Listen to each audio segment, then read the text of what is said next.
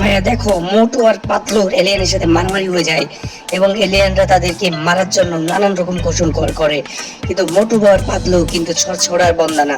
তারা দেখতে পাচ্ছ তাদের গাড়িকে শক্তিশালী করতেছে।